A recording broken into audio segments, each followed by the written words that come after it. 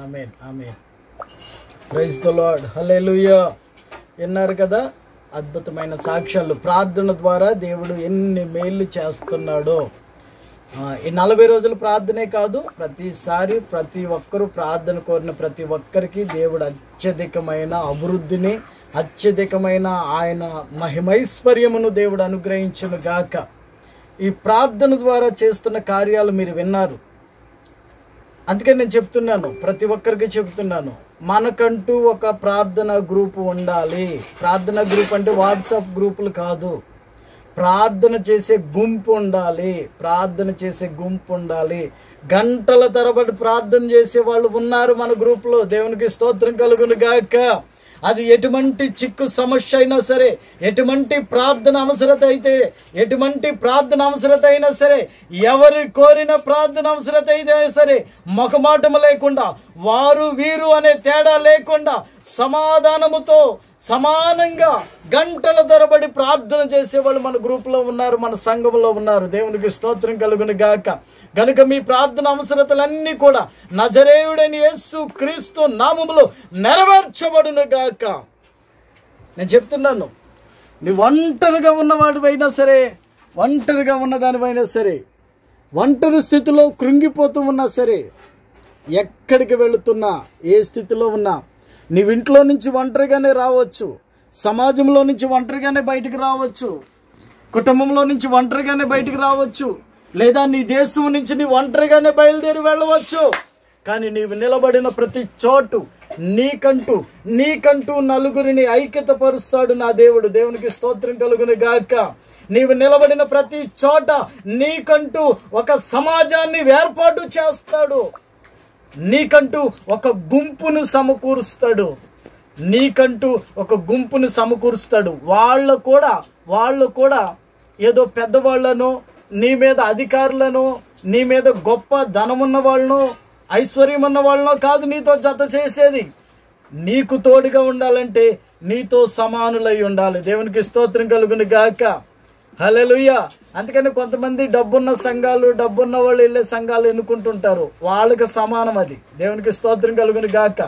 నీ బాధ తెలుసుకుని నీ కొరకు ప్రార్థన చేయాలి అంటే నీతో సమానులై ఉండాలి వాళ్ళు. నువ్వు స్నేహం చేసేవాళ్ళు నీతో పాటు ఆత్మీయులై ఉండాలి. నువ్వు స్నేహం చేసేవాళ్ళు నీతో పాటు ఆ స్టేజీకి సమానులై ఉండాలి. కొంతమంది పెద్దవాళ్ళతో స్నేహం చేయడానికి ఇష్టపడుతూ ఉంటారు, కొంతమంది పెద్దవాళ్ళతో స్నేహం చేయడానికి ఇష్టపడతారు, కొంతమంది మంచి వాళ్ళతోనే స్నేహం చేయడానికి ఇష్టపడతారు. నేను చెప్తున్నాను, మరొకసారి చెప్తున్నాను, దావీదు అదుల్లాము గృహలో దాక్కున్న విషయాన్ని మీరు గుర్తుపెట్టుకోండి. అక్కడికి వెళ్ళిన వారందరూ 400 మంది ప్రజలు వెళ్ళారు. వాళ్ళందరూ కూడా అప్పుల బాధల్లో ఉన్నవాళ్ళు, శ్రమల్లో ఉన్నవాళ్ళు, కష్టాల్లో ఉన్నవాళ్ళు, నిందల్లో ఉన్నవారు, అవమానంలో ఉన్నవారు, అసమాధానంతో ఉన్నవాళ్ళు అంట. కుటుంబంలో ఏమాత్రం సమాధానం లేదు వాళ్ళకి. వాళ్ళందరూ దావీదు దగ్గరికి వెళ్తే దావీదు వాళ్ళందరినీ దగ్గరికి చేర్చుకున్నాడంట.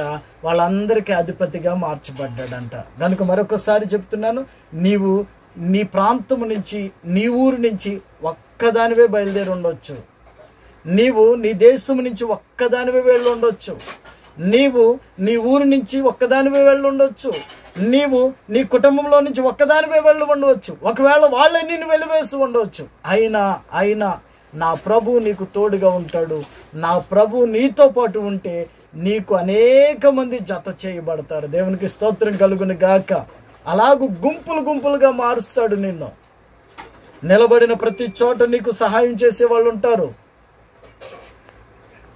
ఆగారు ఒంటరిగా బయలుదేరింది పిల్లవాడిని తీసుకుని, కానీ ఆమె నిలబడిన చోటు దేవుడు ఆమెకు సహాయాన్ని అందించాడు. దేవునికి స్తోత్రం కలుగును గాక. సాంసన్ ఒంటరిగానే ఉన్నాడు. నిలబడిన చోటు పచ్చదవడ గాడిద ఎముకను తీసుకున్నాడు, 1000 మందిని చంపాడు.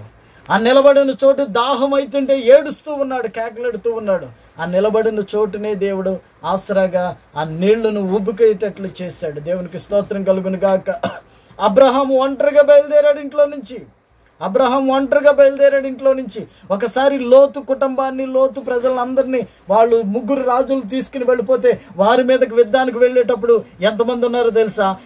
ఆయన ఇంట పుట్టి వలవరుచుకుని యుద్ధము చేయగలిగిన యవనస్తులే 318 మంది ఉన్నారు అబ్రహాముతో, ఆడవాళ్ళు కాకుండా. పిల్లలు కాకుండా యుద్ధం చేసే యవనస్తులు 318 మంది అబ్రహాముతో ఉన్నారంట. వెళ్ళేటప్పుడు ఒక్కడే వెళ్ళాడు.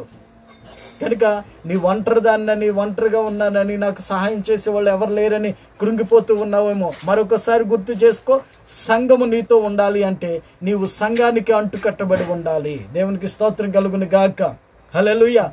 నీకంటూ ఒక సంఘం ఉండాలి, నీకంటూ ఒక ప్రార్థన గుంపు ఉండాలి, నీకంటూ ఒక సహవాసం చేసే ఒక మంచి సహవాసం కలిగిన మనసు కలిగిన ఒక సంఘము నీతో పాటు ఉండాలి. మొదటగా చెప్పాను, నోరు మంచిదైతే ఊరంతా మంచిదవుతుందని, అందరూ కలిసి వస్తారు.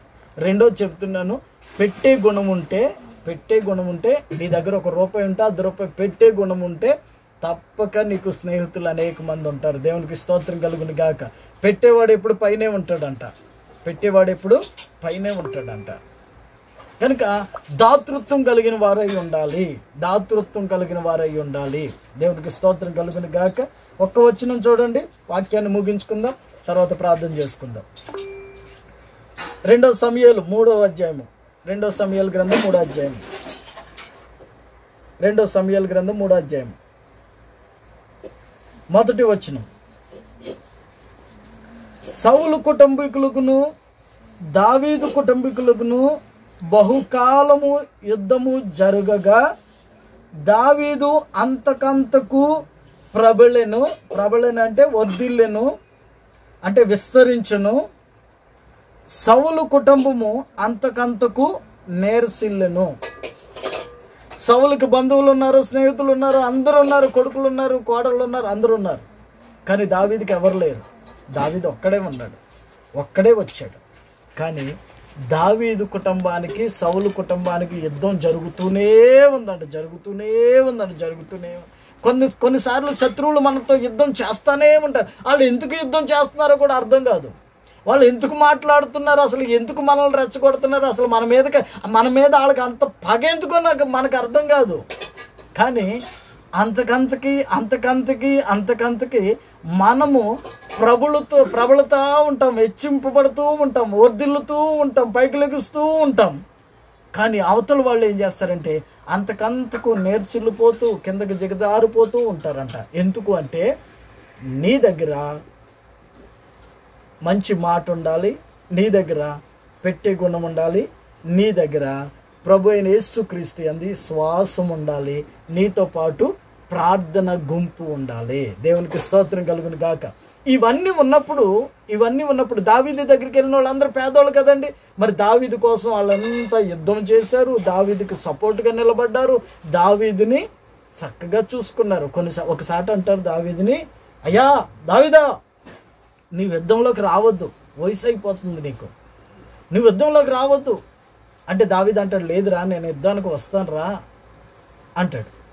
కానీ అక్కడ ఉన్న వాళ్ళు ఏమంటారు తెలుసా, అయ్యా నీ యుద్ధంలోకి రావద్దు నాయన, ఎందుకంటే మాలో 10,000 మంది చచ్చినా పర్వాలేదు, కానీ నువ్వు ఒక్కడో బ్రతకాలి. అక్కడ ఆ మాట చదివినప్పుడు నాకు భలే కళ్ళనీళ్ళు వచ్చినాయండి. వాళ్ళు అంటారు, నువ్వు 10,000 మందితో సమానం దావీదు, నువ్వు జాగ్రత్తగా ఉండాలి, నువ్వు ఇంట్లో ఉండాలి, ఇక్కడే ఉండవు, రావద్దు యుద్ధానికి అంటారు వాళ్ళు. నువ్వు ఒక్కడు చచ్చిపోతే అసలు 10,000 మంది చచ్చిపోయినట్టే. కనుక నీకేమీ అవ్వకూడదు అంటే నువ్వు ఇక్కడే ఉండు, మాలో 10,000 మంది హతమార్చబడిపోయినా పర్వాలేదు, నువ్వు ఒక్కడు బ్రతకాలి అంటే. చూడండి, అంతమందిని దావీదు పోషించాడు, అంతమందిని దగ్గరికి తీసుకున్నాడు. ఒక రోజున అంటున్నారు, దావీదు బ్రతకాలి, దావీదు మంచిగా ఉండాలి, దావీదు ఇక్కడే ఉండు,